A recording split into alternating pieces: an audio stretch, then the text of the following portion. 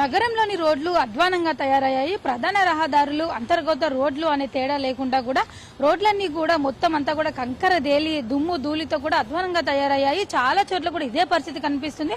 Present మనం ఇక్కడ journalist colony దగ్గర ఉన్నాము, జూబ్లీహిల్స్ రోడ్ లో. అలాగే చాలా చోట్ల కూడా నగరంలో ఖైరతాబాద్ కావచ్చు, అలాగే శ్రీనగర్ కాలనీ, ఓయూ కాలనీ, దాంతో పాటు యూసఫ్ కూడా, బంజారా హిల్స్, చాలా చోట్ల కూడా రోడ్లు అయితే ఇంతే అధ్వానంగా తయారయ్యాయి.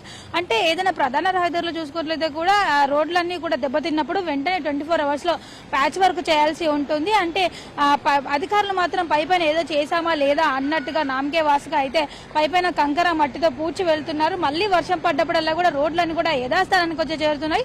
ఇటీవల కురుస్తున్న వర్షాలకైతే రోడ్లు ఇంకా అధ్వానంగా తయారయ్యాయి. రోడ్లపైన కూడా గుంతలు భారీగా తేలాయి. దీంతో వాహనదారులందరూ కూడా ఆ గుంతలపై నుంచి వెళ్లేటప్పుడు కూడా ఇబ్బందులు పడాల్సిన పరిస్థితి అయితే నెలకొంది. చాలా చోట్ల చూసుకున్నట్లయితే కూడా ముఖ్యంగా 2 వీలర్స్ పైన వెళ్లే వారికి అయితే టైర్ పంచర్ అవ్వడము, ఆ గుంతలపై నుంచి ఎత్తువంపుల నుంచి వెళ్లేటప్పుడు స్కిడ్ అయి పడిపోవడము, అలాగే బ్యాక్ పెయిన్, డిస్క్ పెయిన్ లాంటి అనారోగ్య సమస్యలు కూడా తలెత్తుతున్నాయని వారైతే ఆవేదన వ్యక్తం చేస్తున్నారు.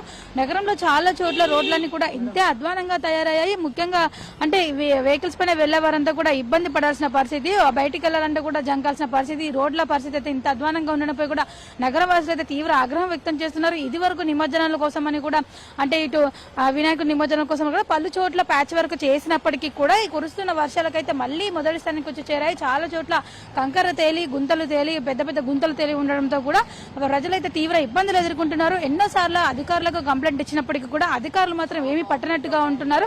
ప్రధాన రహదారిలో తేలిన ఈ గుంతలే అధికారుల పనితీరుకి అద్దం పడుతున్నాయని కూడా చెప్పొచ్చు. అంటే చాలా చోట్ల అంతర్గత రోడ్లు, అలాగే ప్రధాన రహదారులు, బస్తీలు, కాలనీలు అనే తేడా లేకుండా అన్ని చోట్ల కూడా ఇంతే అధ్వానంగా ఉన్నాయి. చాలా చోట్ల ఇంకా బస్తీలో చూసుకోలేదు కూడా ఒక్కొక్క బస్తీలో ఏదైనా ఎమర్జెన్సీ అయినట్లయితే కనీసం అంబులెన్స్లు కూడా వెళ్ళలేని పరిస్థితి నెలకొంది. ఇంత జరిగినప్పటికీ కూడా అధికారులు తమకేమీ పట్టనట్టుగా వ్యవహరిస్తున్నారని కూడా నగరవాసులు అయితే ఆవేదన వ్యక్తం చేస్తున్నారు. దీంతో పాటు చూసుకున్నట్లయితే కూడా అంటే చాలా చోట్ల రోడ్లపైన గుంతలు తేలి ఉండడము, వర్షాలు పడ్డప్పుడల్లా కూడా గుంతలన్నీ కూడా మురుగునీరు, అలాగే వరద నీరుతో నిండిపోతున్నాయి. అంటే దీంతో ఎక్కడ ఏ గుంత ఉందో కూడా తెలియని పరిస్థితి అయితే నెలకొంది.